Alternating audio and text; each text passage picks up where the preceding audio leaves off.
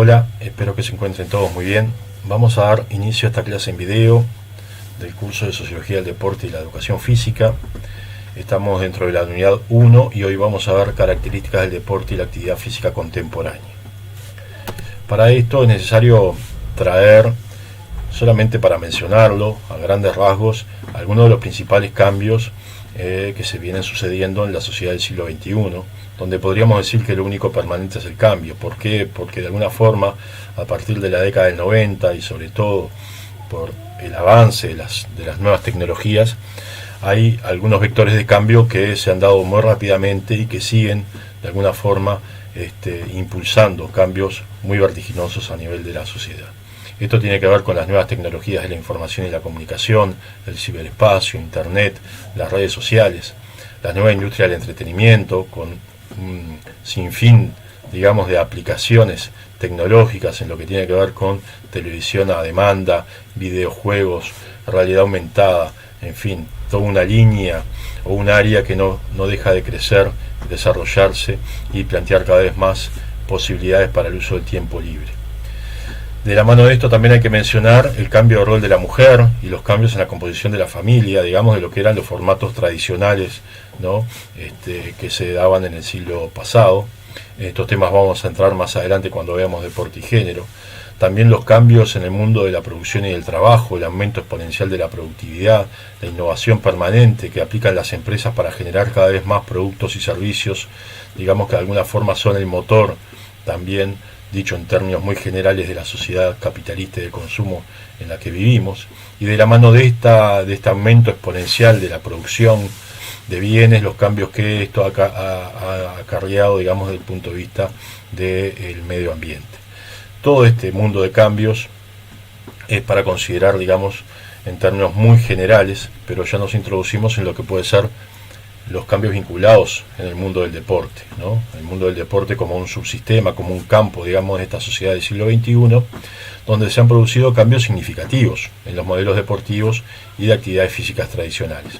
Ya Durán González en el año 95 desarrollaba la hipótesis del sociólogo alemán Heinemann, señalando que el deporte en las sociedades modernas experimenta un proceso de heterogeneización interna en torno a dos transformaciones paralelas: el perfil de los practicantes, por un lado, y el propio sistema deportivo, por el otro. Vamos a profundizar un poco en estos aspectos. ¿Cuáles son algunos de los cambios vinculados al deporte en los últimos años, o en lo que va del siglo XXI? En principio, el perfil de los practicantes experimentó cambios debido a la democratización en el acceso a la práctica deportiva. Entonces incrementa el volumen de población practicante, pero también cambian las características sociológicas básicas de dicha población. ¿Y qué queremos decir con esto? Que acceden a la práctica deportiva sectores de la población que tradicionalmente estaban alejados de la práctica deportiva. Por ejemplo, mayor presencia femenina, la incursión también de los adultos mayores. También el deporte se democratiza a todas las clases sociales. También se generan deportes y prácticas adaptadas para sectores de la población con capacidades diferentes. A esto, de la mano de esto, lo que viene es una gran diversificación de propuestas deportivas y de actividad física que de alguna forma se especializan, digamos, ¿no?, en los diferentes sectores de la población que acceden en este proceso de democratización de la práctica deportiva y la actividad física al mundo, digamos, del deporte. Entonces, a medida que nuevos grupos acceden a las prácticas deportivas, el sistema o modelo de deporte se amplía, gana complejidad y se heterogeneiza, digamos, ¿no? Gana heterogeneidad, lo que decíamos recién en su propuesta de actividades físicas y deportivas. Pero ¿cómo se basa esto en los valores o los principios que rigen hoy por hoy el sistema deportivo?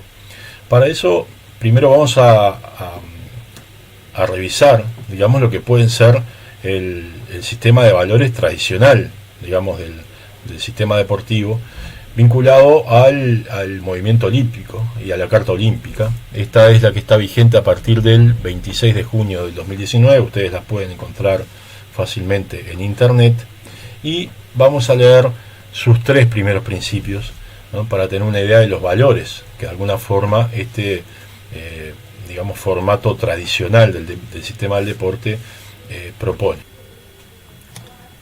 Bueno, veamos entonces qué nos dicen estos tres primeros principios fundamentales del olimpismo. Solamente vamos a ver en esta oportunidad estos tres principios, ¿no? Dice el primero: el olimpismo es una filosofía de vida que exalta y combina en un conjunto armónico de cualidades del cuerpo, la voluntad y el espíritu.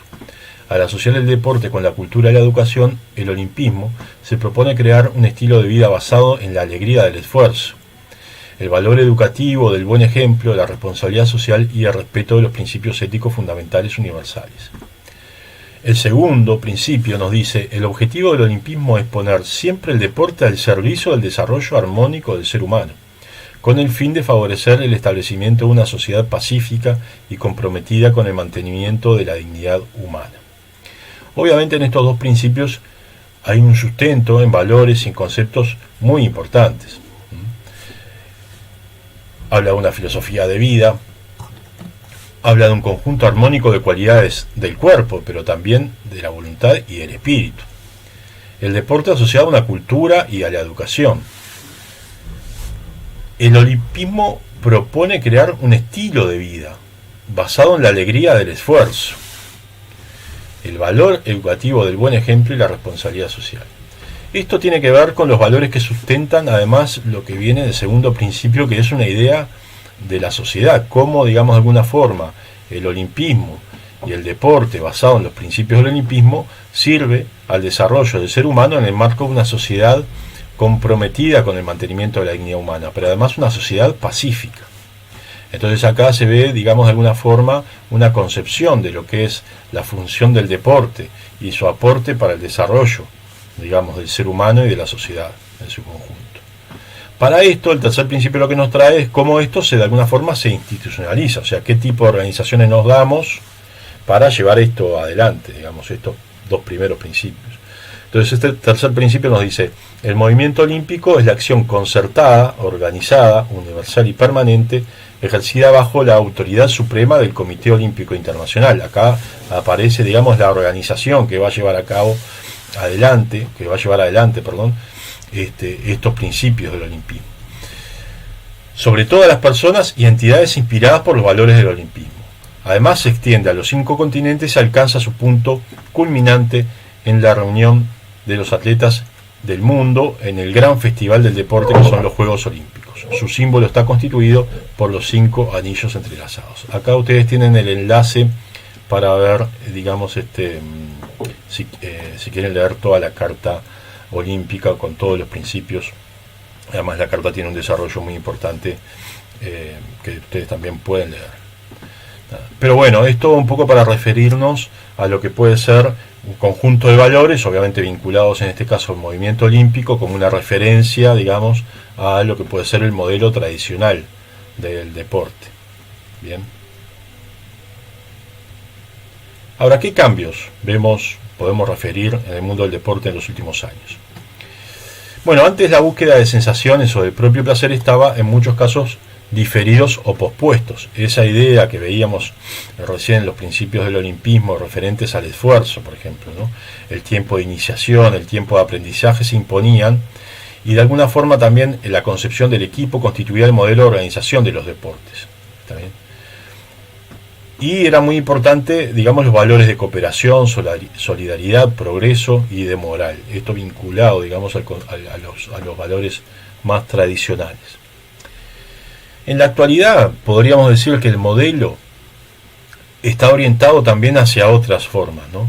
Aparece el principio del placer y de satisfacción, que de alguna forma estos principios aparecen como algo inmediato. Diría Bauman, el síndrome de la inmediatez, ¿no? O sea, esa necesidad de que de alguna forma los procesos vinculados al deporte y la actividad física nos den, digamos, resultados inmediatos vinculados también al placer y a la vivencia, a la experiencia.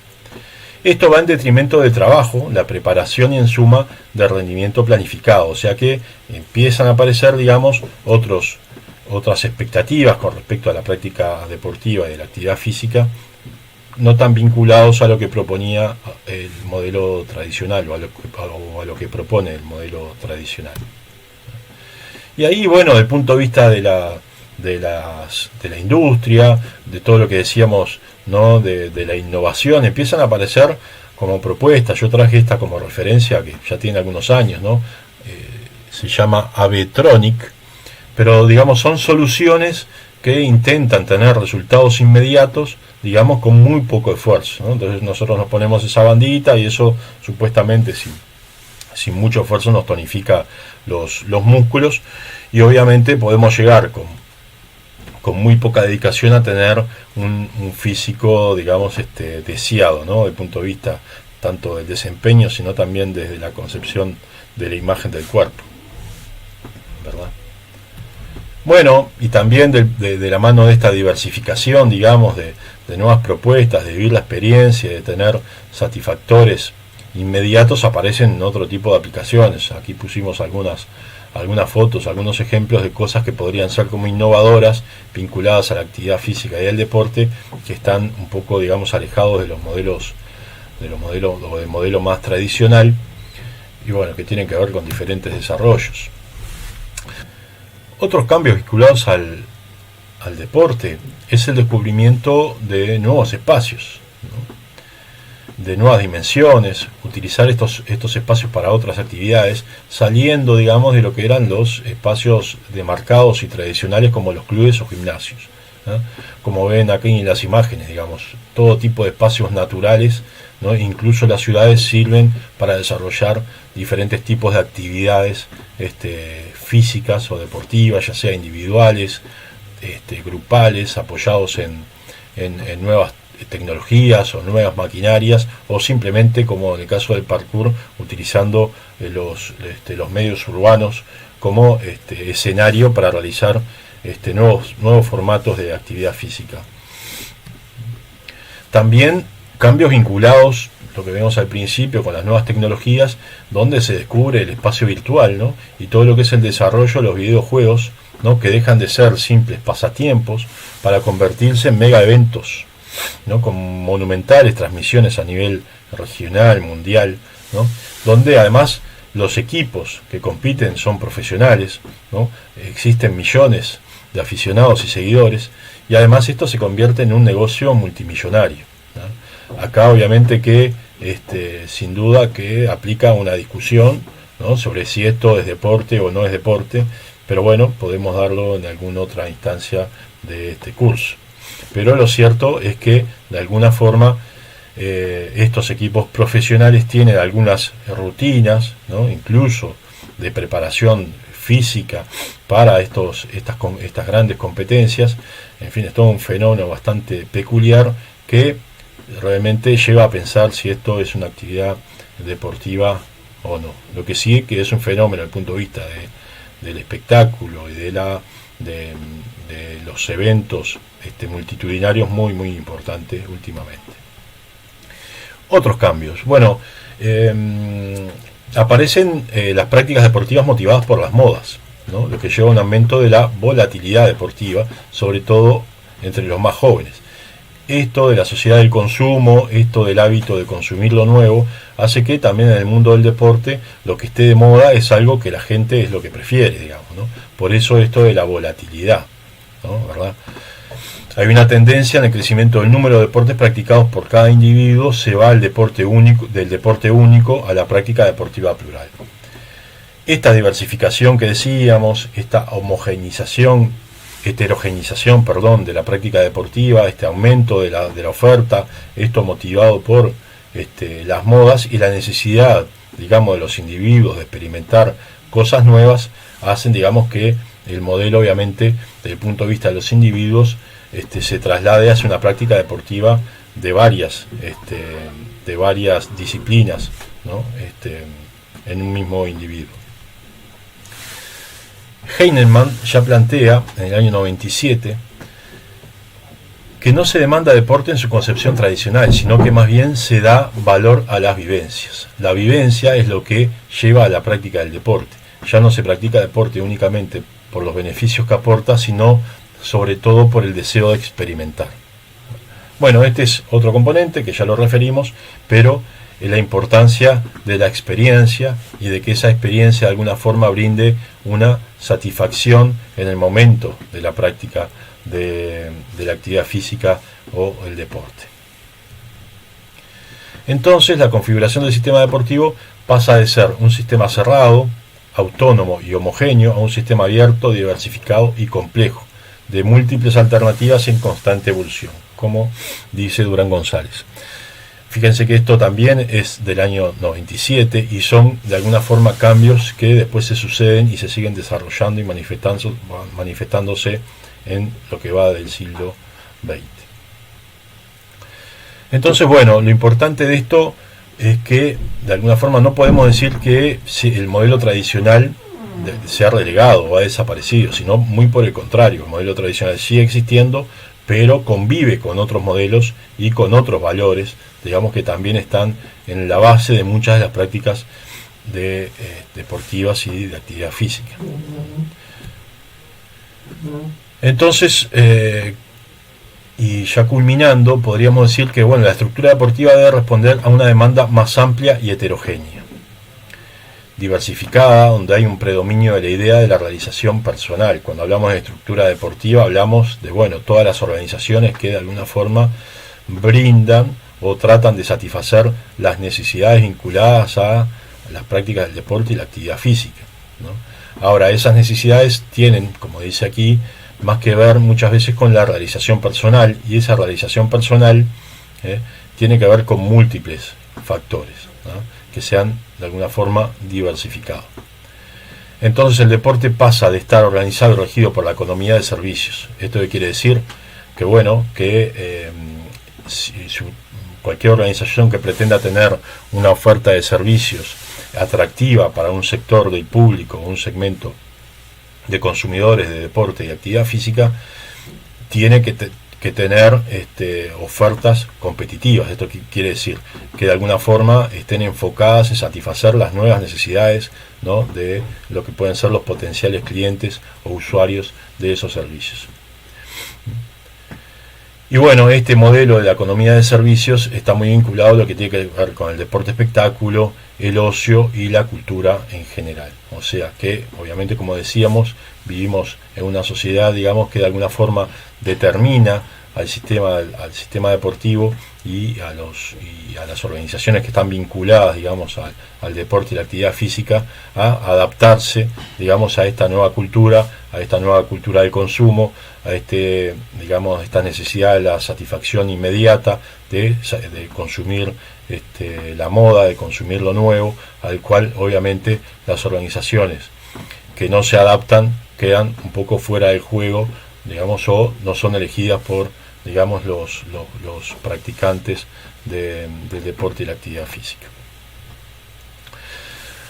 Bueno, para la próxima clase ya vamos a ingresar en la unidad 2, modelos y ámbitos de la práctica deportiva, y ahí vamos a ver entonces ya desde el punto de vista un poco más formal algunos modelos de deporte. El primero tiene que ver con deporte y actividad física para todos, características de las prácticas deportivas populares. En segundo lugar vamos a ver deporte escolar y deporte universitario, y en tercer lugar deporte federado y de alta competición. Bueno, con esto terminamos esta clase. Nos vemos en la próxima. Que pasen todos muy bien.